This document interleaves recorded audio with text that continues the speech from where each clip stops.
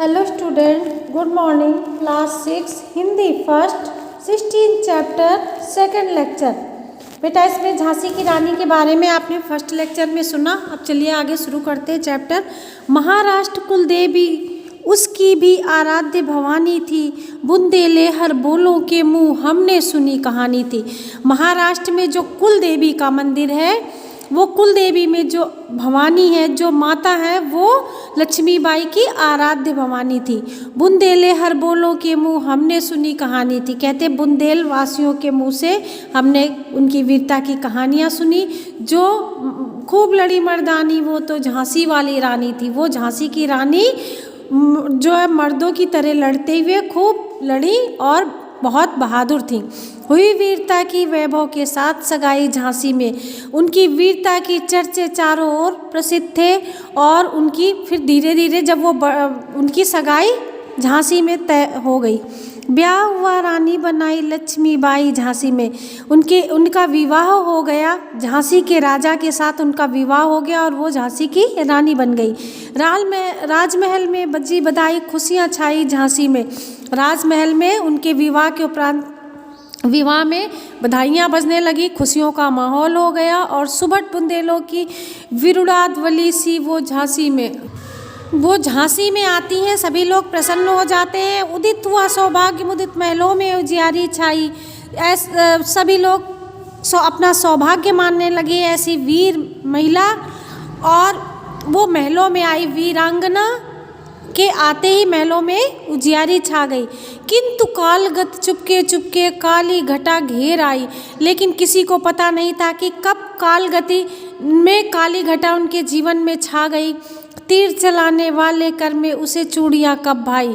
तब उसने वो जो तीर चलाना सीखा था, वो चूड़ियाँ पहन के राजमहल में रहने वाली कहाँ थी। उसने रानी विधवा हुई, हाय विधि को भी नहीं दया आई।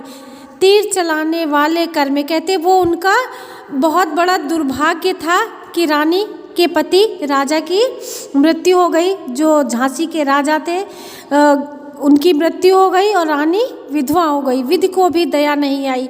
वो उनके साथ इतना बड़ा दुर्भाग्य हुआ कि वो विधवा हो गई। निसंतान मरे राजा जी, रानी शोक समानी थी। रानी लक्ष्मीबाई के कोई संतान नहीं थी और वो निसंतान थी। और राजा मरे राजा जी, रानी शोक समानी थी। जब रानी राजा की मृत्यु हो गई तो रानी बहुत शोकाकुल हो गई, शोक से व्याकुल हो गई।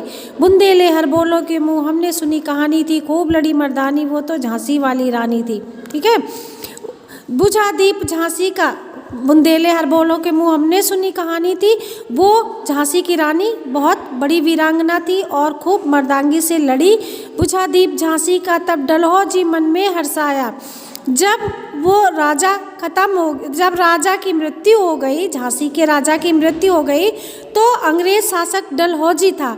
तो डलहौजी मन ही मन खूब खुश हो गया कि हम अब इनका राज्य हड़प लेंगे। उसने सोचा कि अब ये बहुत अच्छा मौका है, हम इनका झांसी का पूरा राज्य हड़प कर लेंगे। फौरन फौजे भेज दूर पर अपना झंडा फहराया। लावारिस का वारिस बनकर ब्रिटिश राज झांसी आया।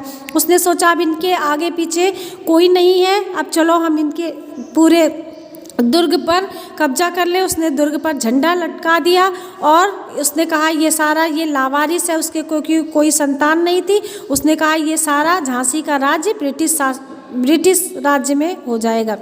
अश्रुपूर्ण रानी ने देखा झांसी हुई वीरानी थी। बुंदेले हर बोलों के मुँह हमने सुनी। रानी बहुत व्याकुल थी, वो उदास थी क्योंकि उसके ऊपर इतना बड़ा दुख था। लेकिन उसने अश्रुधारा बहते हुए भी देखा कि झांसी वीरान हो गई है, तो उसने झांसी की रक्षा करने के लिए बहुत वीरता से लड़ी। अब बेटा आपका ये लेक्चर यहीं तक, अगला लेक्चर कल पढ़िएगा। आप लोग अपनी रफ कॉपी में इसकी रीडिंग लगा के इसका अर्थ लिखना। फेयर पे नहीं, आपको रफ कॉपी पे लिखना है। Thank you class.